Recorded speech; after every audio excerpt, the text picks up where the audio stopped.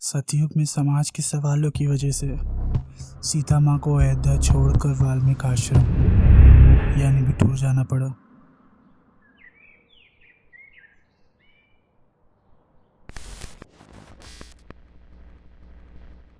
पर आज के समय में मैं समाज के सवालों की इतनी परवाह नहीं करता, पर उन सवालों का जो मेरे अंदर चल रहे हैं। तो अपने सवालों का बोरिया बिस्तरा बांधकर अच्छा ज़्यादा फिलोसफल हो रहा है, तो अपने सवाल का जवाब ढूंढने के लिए मैं अपनी फैमिली के साथ 1 डे राउंड ट्रिप पर निकल गया to Bithoor.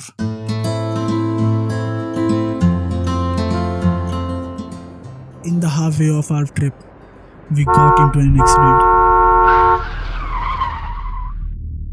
The accident is not that much severe, but गाड़ी का मडगार्ड कार के टायर में फंस रहा था, जिसकी वजह से शायद अब हमारी कार 1 किलोमीटर भी आगे ना जा पाए।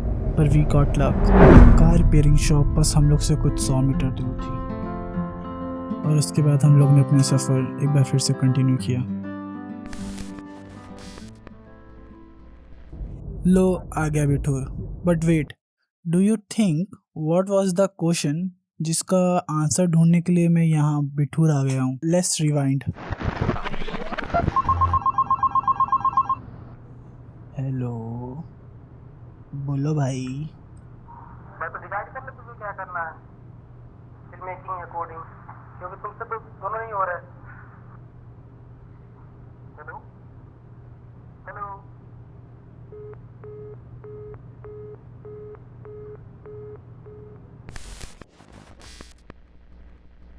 Now back on the Bithoor.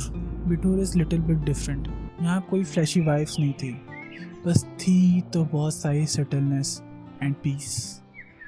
तो ये सब चल ही रहा था, तभी मैंने देखा ना महसूस किया माँ गंगा को, इंडियाज़ मोस्ट लार्जेस्ट रिवर और हिंदुओं की सबसे बड़ी आस्था।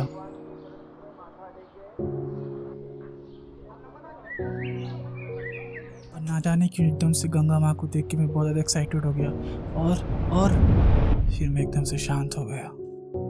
और उसके बाद मुझे हिट हुई मेरी सबसे बड़ी एंग्जाइटी। मतलब एज अ मिडिल क्लास मुझे नदी देख के वही बचपन वाले एंग्जाइटी अटैक जैसे आप सबको होते हैं, पानी देख के उसमें छपाक करने का मन।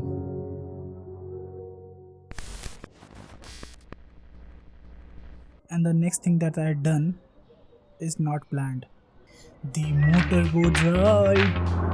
फिर मोटर बोट में बैठ के we reached in the middle of the river and then I realise one thing, ये दुनिया किसी ना किसी चीज़ के पीछे भाग रही है, पर यहाँ नदी के बीच ज़िंदगी कितनी ज़्यादा शांत है।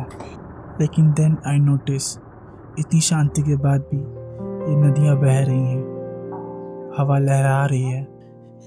ब्रेक लेना इज़ ओके, पर ठहर जाना नहीं। शायद गंगा माँ के किसी और तट के किनारे किसी घाट पर बैठकर ही किसी ने कहा होगा कि ज़िंदगी में रुक जाना एक लाश से ज़्यादा कुछ नहीं होता।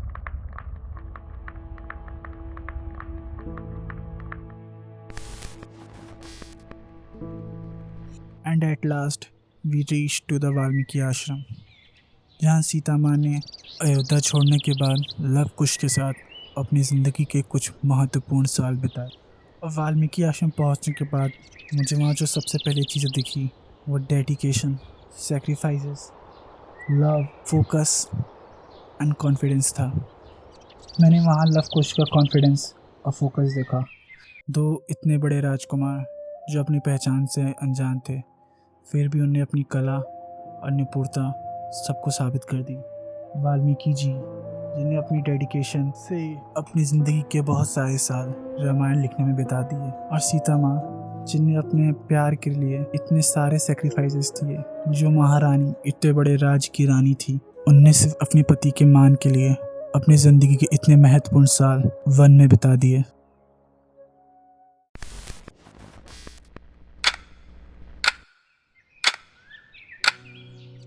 मुझे अपने सवाल का जवाब तो नहीं मिला, पर एक चीज़ ज़रूर मिली, एक सीख कि ज़िंदगी में चाहे मैं कुछ भी करता रहूं, पर शायद मुझे कभी रुकना नहीं है।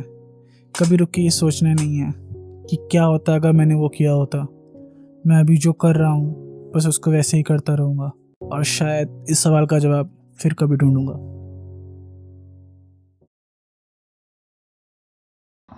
रुक जाओ, रोलिंग है कैमरा।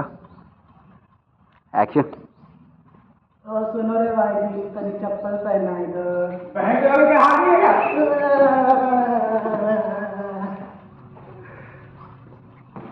हो गया भाई, हो गया भाई।